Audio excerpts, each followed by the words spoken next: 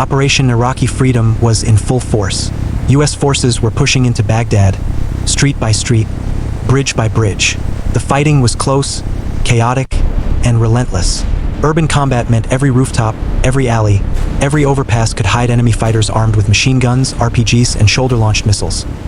High above the city that morning, two A-10 Thunderbolt IIs, better known as Warthogs, cut through the haze. Captain Campbell and her flight leader, Lieutenant Colonel Rick Turner, were assigned close air support for American ground troops pinned down near a strategically vital bridge. That bridge wasn't just concrete and steel, it was a lifeline. If it fell, enemy forces could reinforce and regroup. From the cockpit of her A-10, Campbell could see smoke rising from the city. Radio chatter crackled in her headset. Ground forces were under heavy fire. They needed help now. The A-10 wasn't built for elegance. It was built for survival. Thick titanium armor protected the pilot. Twin engines sat high and wide to reduce missile vulnerability. And beneath its blunt nose sat the Ju-8 Avenger, a 30mm rotary cannon capable of shredding armored vehicles. Campbell rolled into her first attack run. Below, enemy fighters were firing on U.S. troops from fortified positions near the bridge. As she lined up her shot, she could feel the aircraft vibrating with speed and tension.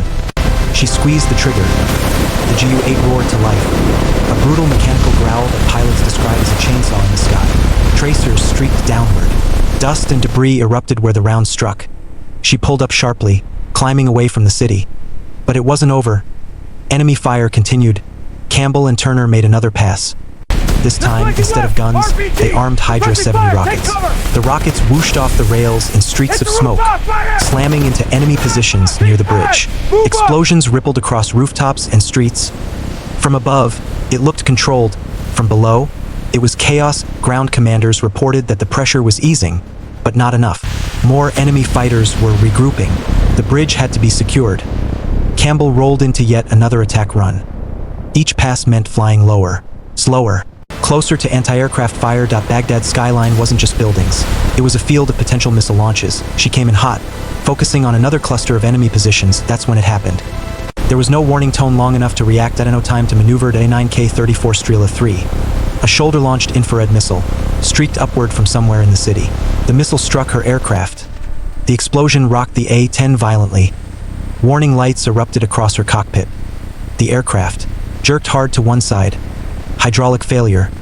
Then another warning. Both hydraulic systems were gone. For most aircraft, that's catastrophic. Hydraulics control the flight surfaces, the ailerons, elevators, rudder. Without them, a pilot can't steer. In seconds, the aircraft began to respond sluggishly. Controls felt loose, unpredictable. Smoke filled portions of the cockpit display. She was over hostile territory. Low, damaged, and losing control. At that moment, she had an option. Eject. Punch out. Let the aircraft fall. Trust search and rescue to reach her in a city swarming with enemy fighters. But ejecting over Baghdad meant capture or worse. Instead, Campbell chose something almost unthinkable. She decided to try to fly it home. Her eyes scanned the cockpit rapidly. Hydraulic pressure. 0. Control response. Unstable. The A-10 has a feature very few aircraft possess, something called Manual Reversion. It's an emergency backup system. If hydraulics fail, the pilot can mechanically link the controls directly to the flight surfaces. But there's a catch. Manual reversion isn't smooth. It requires raw physical strength. There are no powered assists. Every movement of the control stick must be forced against aerodynamic pressure manually, and the aircraft had already taken heavy damage. Before she activated it, she had to stabilize the jet enough to survive the transition. Her breathing slowed. She reached for the switch, and with that decision, Captain Kim K.C. Campbell committed to flying a crippled, wounded war machine through hostile airspace. Using nothing but her own strength, her hand moved to the switch, manual reversion. There was no dramatic sound. No heroic swell of music. Just a mechanical click, and suddenly the A-10 felt completely different. The aircraft wasn't flying anymore. She was dragging it through the sky.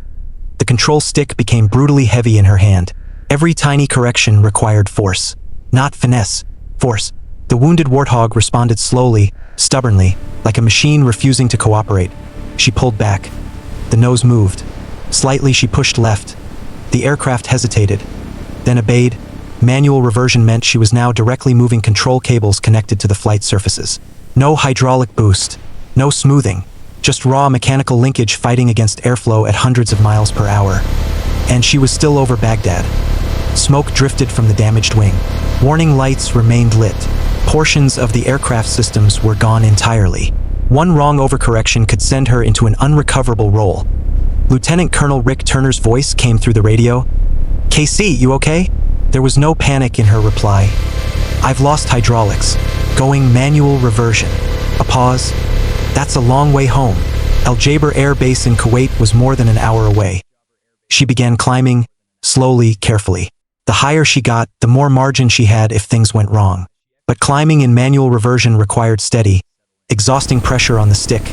Her arm muscles burned within minutes. Every gust of wind demanded a correction. Every slight roll tendency had to be countered manually. There was no autopilot, no rest. She trimmed what she could, but trimming in this mode was limited and imperfect. The aircraft wanted to wander. She wouldn't let it. She exited Iraqi airspace. The reality began to settle in. She had to land this aircraft. Landing in manual reversion is one of the most physically demanding procedures an A-10 pilot can face. Approach speed must be exact. Descent rate must be controlled without hydraulic assistance. And any flare, the slight pitch up before touchdown, requires enormous effort. There was no room for error. As she approached Kuwaiti airspace, she began running calculations in her head. Fuel state, control response, wind conditions, runway length. She informed Al Jaber Tower of her situation. Hydraulic failure, manual reversion, battle damage, emergency landing. On the ground, crews prepared. Back in the cockpit, her hands were slick with sweat inside her gloves. Her forearms ached, but she kept the aircraft steady. Every few seconds, she made tiny, deliberate corrections. She could not over-control. Manual reversion punishes over-control. The base came into view. Flat desert, long runway stretching ahead. She lined up on final approach. This was the most dangerous part. Speed slightly high. She eased back on the stick, muscles straining, lowering the nose just enough. Too much and she'd balloon. Too little and she'd slam into the runway. The aircraft felt heavy, resistant. She adjusted throttle carefully. The runway rushed closer. She began the flare in manual reversion. Flaring isn't smooth. It's a fight.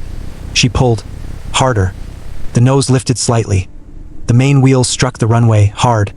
The A-10 bounced. She forced the nose down gently and held centerline. No hydraulics meant braking response was unpredictable.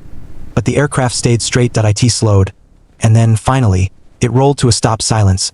Just the sound of wind over the canopy. She sat there for a moment, hands still gripping the controls. She had just flown a critically damaged aircraft over hostile territory and landed it, manually using raw mechanical linkage and physical strength. When maintenance crews inspected the A-10, they found severe damage. The missile strike had torn through the aircraft structure and systems. Both hydraulic systems were destroyed. Control lines were damaged. The aircraft was, for all practical purposes, beyond repair. Many later said the fact that it even stayed airborne was extraordinary. The fact that she brought it home was almost unbelievable. But perhaps the most remarkable part of the story came next. The following day, Captain Kim K.C. Campbell returned to duty. No hesitation. No drama. She climbed back into another A-10 and flew combat missions again. For her extraordinary airmanship, composure under fire, and refusal to abandon her aircraft and mission, she was awarded the Distinguished Flying Cross. Not for aggression, not for destruction, but for control, for discipline, for keeping her mind clear when everything around her was failing. Operation Iraqi Freedom would see many acts of bravery, many stories of courage. But April 7, 2003, stands apart. An aircraft hit by a surface-to-air missile over Baghdad. Both hydraulic systems gone. Manual reversion engaged. An hour-long flight home. The landing that demanded physical strength and absolute precision. She could have ejected. She could have abandoned the jet. Instead, she chose to fight for it. The A-10 Warthog was designed to survive punishment. On that day, it did. But it survived because of the pilot inside it. In modern warfare, heroism doesn't always look like explosions or dramatic maneuvers. Sometimes it looks like steady breathing, a firm grip on the controls, and the quiet decision not to quit. Captain Kim K.C. Campbell didn't just save an aircraft.